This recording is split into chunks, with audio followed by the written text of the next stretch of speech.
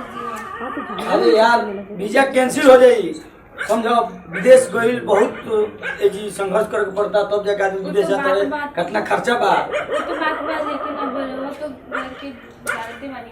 तो का घर वाला माई बाबू हमारे तारा के बहुत अपन बेटी सामान रखियो लोग बहुत बढ़िया से प्यार दुलार लाड़ प्यार में रखियो चिंता मत करो बहुत चीज हो तो हम ज्यादा दिन खातिर थोड़ी जाता नहीं 3 साल खातिर जाता नहीं 3 साल बाद चलेगा ठीक बा बढ़िया से ठीक बा ठीक से हाँ मम्मी पापा के तनी हमरा ध्यान दियो समय पर चाय पानी दे दियो ठीक बा नु तू जा तू जा बताओ कितना अरमान रखले रही आए कि तोर भैया के बियाह होई आए कि अपन बेटा के हम बियाह करतनी खतना दहेज लेके आई कुछ लाई बियाह कुछ नहीं खेली आई तोरो के सोच भैया के समझे के चाहिए कि उनका बुझाई उ त अपना मौगी में फेरम पड़ल बावन तो उनका का बुझाई हां सुंदर मेहरानू ने बियाह सुंदर रूपकर आइल बिया अब का चाहिए हां तो हमनी के बढ़िया से बतावे के ओकरा पैर ना देनी नु ओकर छाती पर मुंग ना दरनी त नाक बहाई से आ ओठ बहाई से हाँ। तो रूप अगर सुंदर अरे ओकरा से तू खराब बढ़े ओकरा से हम हम मिले खराब में देरी होई ओकरा हां का बात होता बच्चा का आई आई बैठ का होई का होई ओ का गई बताई अरे रोगो कम से कम लड़का के बियाह कोई नहीं होता रो सोचे समझे के नु चाहिए कौना घर में बियाह कोई उ त खाली बड़ा ना अपने मौगी के फेर में कहे जी हाथ ना पैसा बोलले रही जा 1 रुपया निखन देले कहिया पहुंचई हन रवा फोन करके बोली उनका ओकर बाप के हैं फोन करके गोपाल सिंह ना बोलेला रहिए गुलाम फोन करके हम ना बोलब काहे कंप्यूटर दिमाग है जा कंप्यूटर दिमाग तो चलाई अपन कंप्यूटर दिमाग आए हतना शौक से हमनी के बैठल रही जा कि बेटा के बियाह करो तो तनी एकरा सिकड़ी पहिनाए आ तनी हमहु चम धमक करो सब अरमान पे पानी फेर देले बिया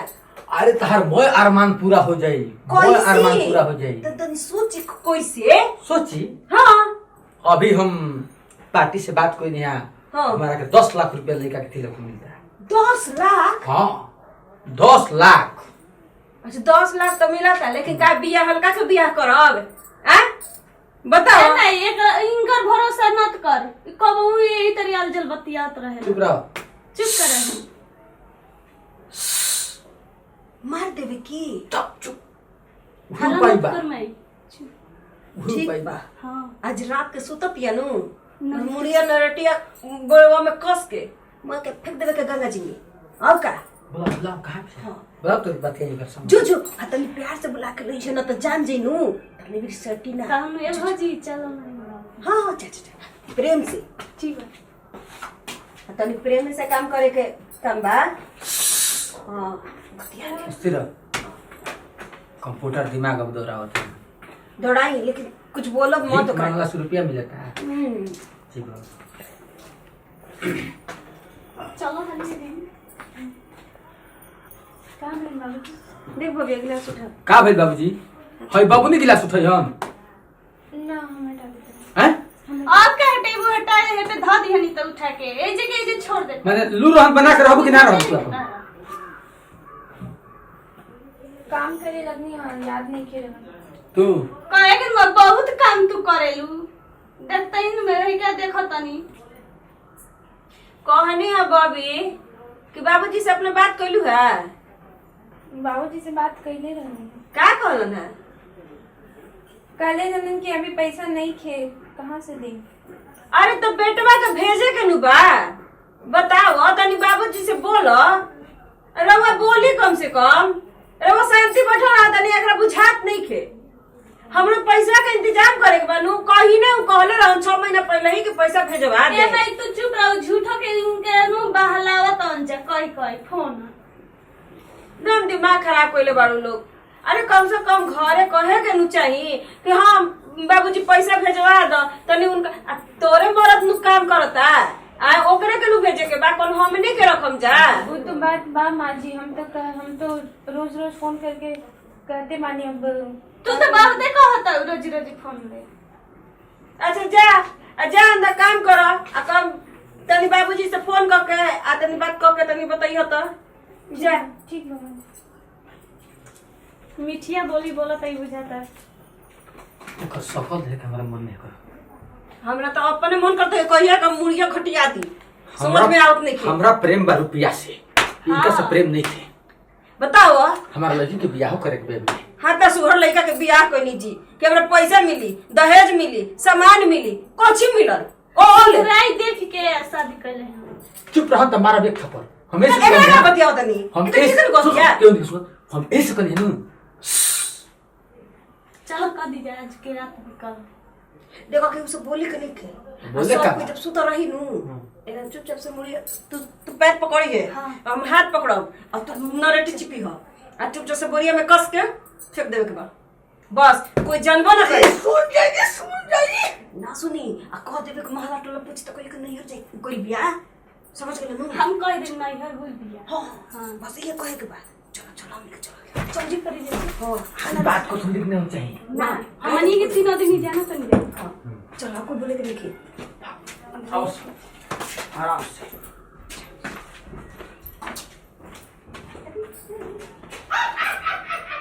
कोई दिमाग दौड़ाओ तो हम का दिमाग सुतल हम का दिमाग दौड़ाई जग ठीक है देख मन को नहीं। हाँ एकरा से करा ना कि आवाज आई नु मोहल्ला टोला जग जी।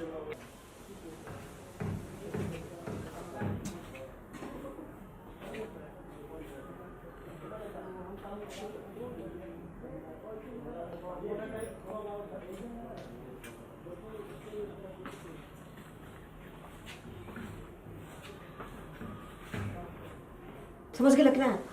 चुपचाप से मुंह से ओकरा मुंह पर तकिया रख दे। हम दोनों हाथ पकड़म बबिया से बोली है कि दोनों गोड़ पकड़े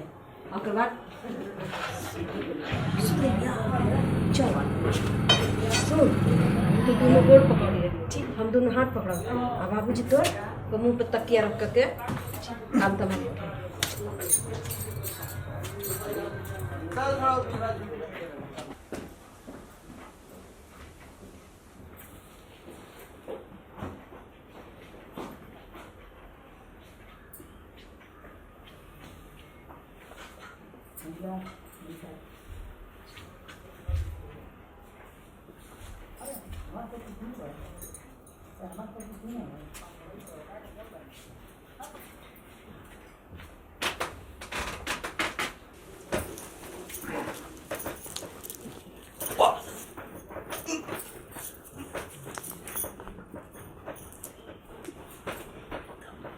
तो लेके जल्दी रे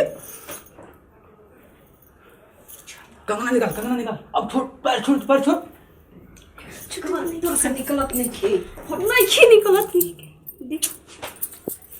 आज निकलते नहीं खे हैं निकलते नहीं खे छोड़ते नहीं खे हाथवा दोनों हाथवा काटी निकालिए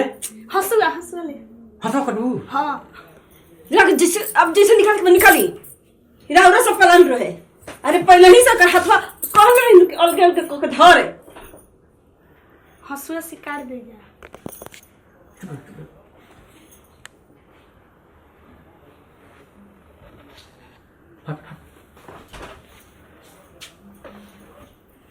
ना ये काम कर टाइम निकले कसो के बा हाँ एकरे में लपेट के लेके चल जा। हाँ जो बहरी देख के कोनो बड़न से ना नू ना तो मैं महला टोल देखिए और टाइम इतना हो गया बहुत ही ले जो ना देख ना जाते देख देख क्या मत कर साथ है बाहर से लगे हमारा ना ना कोई नहीं नू ना कोई नहीं के उठा टांग कैसे तुम कर रहे के मिला रे अतना ना खा के मोटाई भी अरे कैसे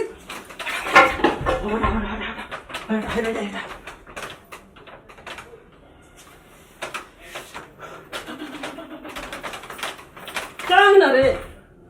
सत्ता तो नहीं खे तो हला कैसे टांग उठाओ ना करके कतना बाप रे काटना मोटा गया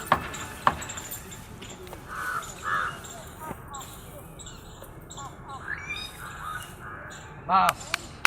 काम समाप्त चल चलो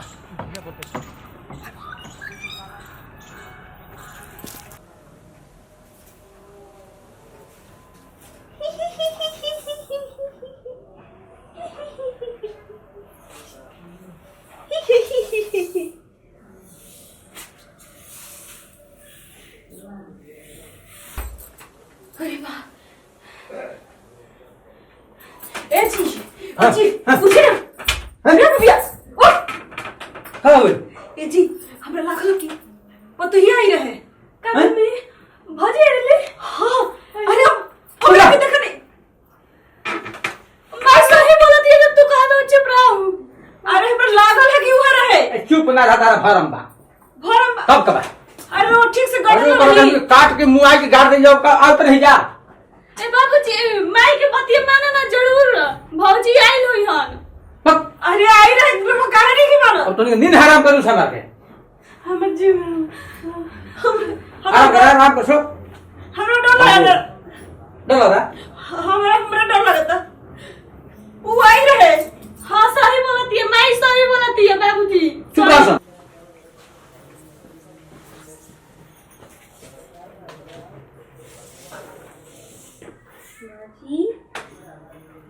माजी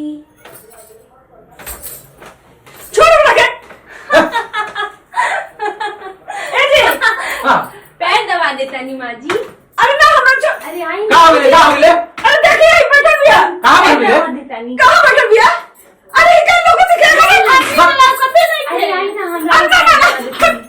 हम नो रे गले मारा अरे बे आई ना अरे लोगों ने अरे देख तो भौजी भी कहां रे बिया कहां बे रे कहां बे रे अरे दादा मैं इनका भी हो पगला गेल बिया पगला गेल बे अरे छोड़ हमरा के अरे बचाओ लोग पगला गेल बे का तू अरे वो लोग अपने खेत का बैठल बिया हमरा देखा ऊपर हम फोन तू रात बच्ची करत है अरे ठीक है जा सुन अरे सुनी सुता अरे तू लोग हमारी बात काहे नहीं घुमारत बात का मानी जा सुता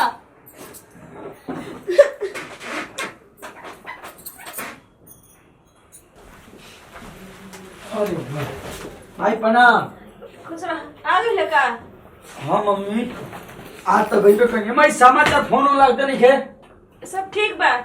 ए बाबूजी जी आओ अरे देखी बाबू आज बनन खुश रहा बाबू। तब बाबूजी और सब समाचार अब समाचार का कहे के बा समाचार का कहे के बा बाबूआ हम सपनों में ना सोचले कि हसन पोतो हमरा के मिली हमार पूरा प्रतिष्ठा खत्म कर देले बिया क्या करना सोनू गलती के लिए का आ 14-15 दिन हो गई घर से गइला ओकरा नहीं पता लगौनी हम होई ना कर पता लगल हां पता ना केकरा के लेके भागल बिया बुझाता क्या बात करते हैं यार अरे 14-15 दिन से नहीं के बात- भाई हरो फोन करके हाँ, पता बाबू। नहीं ओकर माई बाबू बोला था कि नहीं के आई अब कहां कहां ना खोजनी कहां ना खोजनी है बाबूजी ऐसा होइए नहीं के सकत तू तो आंखी में पर्दा लगावो मेरा बता गलत करिए नहीं के सकत अरे तो हमनी के कर देनी जा अरे उहे नु भागल हिया भक हमरा विश्वास नहीं होत तहरा विश्वास का होई ता तो फोन नहीं करके अरे फोन करत रहने हो जिले हमार सब प्रतिष्ठा खत्म कर दिले बेतार मेरा रू ओसन पतो ही रहो चाहे मत रहो अब हम खोजूंगा ये आ गए तू अब तू खोज बाप रे बाप खोज लो सोच लो समझ लो ओकर बाद हम ब्याह करता पढ़ना घर में बबुआ भक बाबूजी अब बियाह का करे के बा बाप रे बाप चल छोड़ सबके दे बियाह शादी भागिए गइलू खुशी भी भागला में तो खुश रह दिन लोगों करेंगे तू घबरा मत हम ओकरा से सुंदर तर मेरा रू उतारो तू एकदम मत घबरा अब बियाह हां का बाबू बाबू हमार यही उम्मीद रहला बाबू हमार हम का तो ब्याह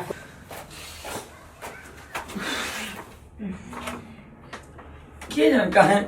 हमरा ही बात हजम होत नहीं छे हमार मेहरारू ऐसा नहीं कर सकत है ओकरा दिल में कल छपट रही तो हमरा के पहले बतैले रही कि जान हमारा विश्वास नहीं के होत कि नहीं वो ऐसा कर सकत बिया केकरा पर विश्वास कर जाओ आ केकरा पर ना कर जाओ कुछ समझ नहीं के आवत हमरा चलो माई अब तोहरे भरोसे कसम जिंदगी काटल जाई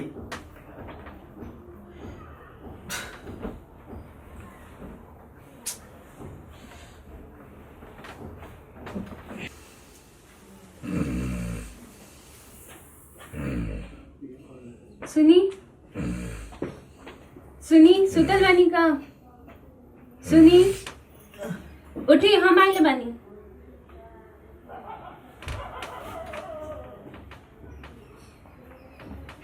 का भाई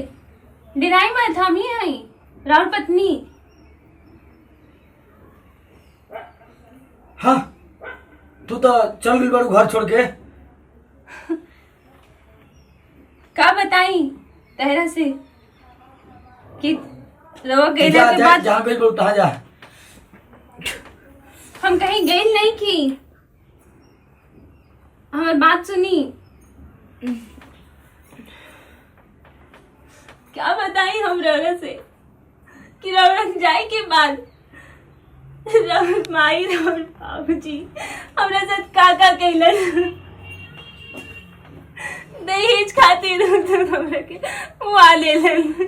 खूब सतैलन। हमरा के कहीं छोड़ के नहीं गई हम धोखा ना देनी रौरा राहुल बाबूजी और राहुल माई जी हमरा के उससे सतैलन। बाप वो लोग तो कहता है तू घर छोड़ के चल गई लुका तो बदनाम करता है। हम मर गई नहीं है वो लोग हमरा के मिल के मुहा ले दहेज के खातिर।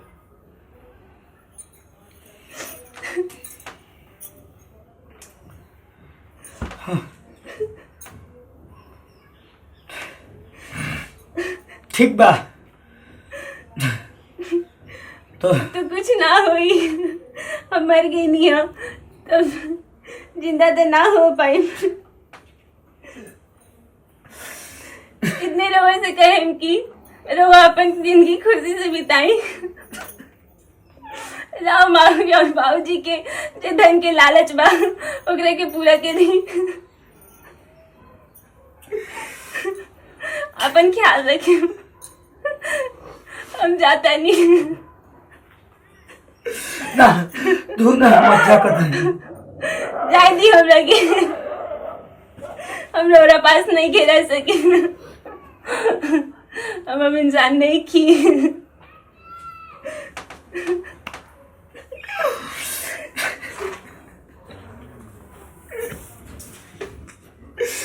भाई बाबू हमरा संगे घात कर दे लोग।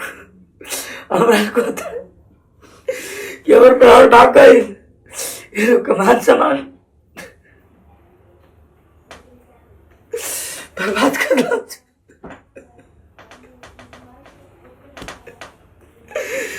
कमरा जन्म के दूध दुश्मनी हमरा साथे तो लोग साथ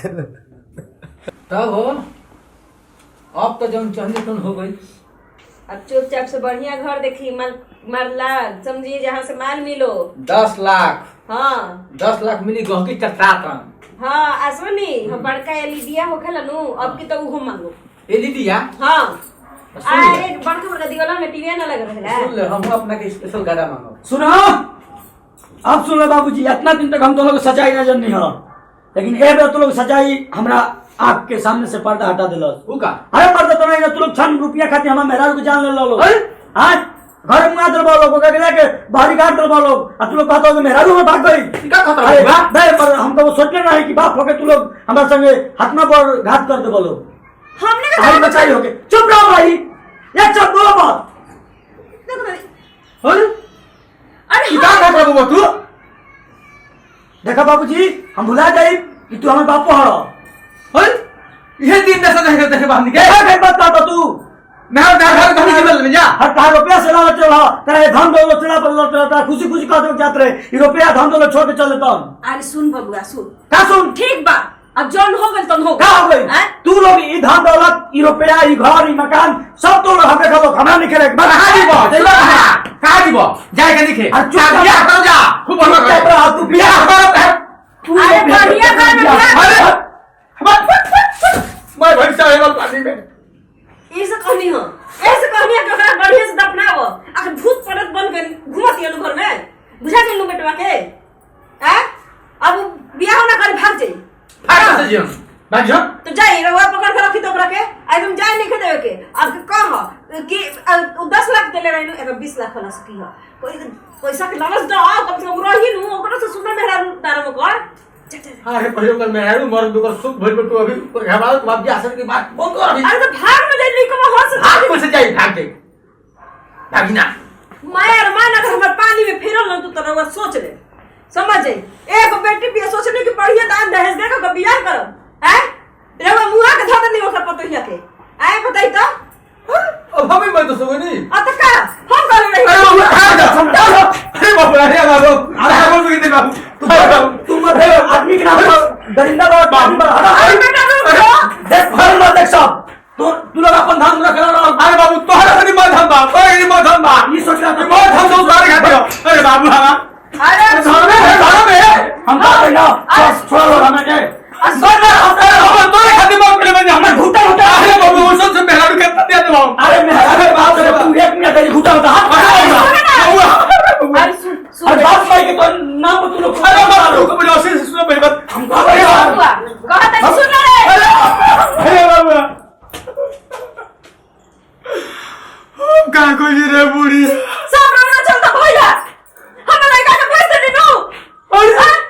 बताइए हम कहनी है कि पतैया के मत मारी लेकिन रवा बानी कि हमरे पीछे पड़ रहिला आज गई लो हम बेटवा हाथ से गई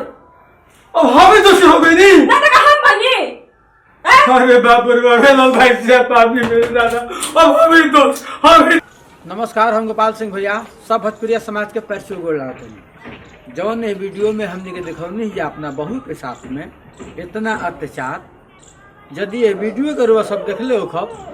यदि 100 में 10 गो आदमी सुधर जा, 5 को सुधर जा, 2 को सुधर, जान जाए कि हमारे वीडियो बहुत सही बा। ऐसे अत्याचार पैसा के लेकर के, दान दहेज के लेकर के, जो भी लेकर के बहू के इतना अत्याचार ना करे के चाहिए, क्योंकि हमने के हद से ज़्यादा अत्याचार के ले जाए। और विशेष हम का कहीं नमस्कार प्रणाम गोला दिन भैया, हम विवेक श्रीवास्तव सौरू जी। जितना हम उमरिया हमार दोस्त मित्र भाई बारे उन लोग से इहो कहब कि माई बहू के ऊपर ज़्यादा विश्वास करे के चाहिए। ऐसा बात नहीं कि नहीं माई बहू के ऊपर विश्वास न करे के चाहिए, लेकिन अपना मौगियों के ऊपर कबो को विश्वास करे के चाहिए। कबो कबो माई बाबू 2 रुपया के लालच के चक्कर में कहीं कुछ तारा संगे बहुत बड़ा गेम मत खेल दे। प्रणाम, हम शालिनी श्रीवास्तव रउआ सबे के इहे संदेश देतनी कि अपन बहू के बेटी जानी बहू मत जानी। ऐसे कि केहू के बेटी बेटिए हो खेले और राउरो अगर बेटी बिया तो रउआ ई दर्द बुझे के चाहिए। ऐसे हमरा से जौन गलती भइल ई सब रउआ सब मत दोहराई और हमरा वीडियो के देखी, एकरा लाइक करी, शेयर करी, कमेंट करी। नमस्कार, हम हैं अंकिता सिंह और रउआ सबके ते वीडियो में देख के समझ आ जाए के चाहिए और ज़्यादा कुछ नहीं कहम, लालच बुरी बला है, बस इतने कहम। और वीडियो देखी और सुधरी लोग और सुहा म्यूजिक का लाइक कमेंट सब्सक्राइब जरूर करें। तो यही से दी विदाई, अगला वीडियो में हमने का पूरा परिवार फिर से मिल जाई। जय हिंद, जय भारत, जय भोजपुरी समाज।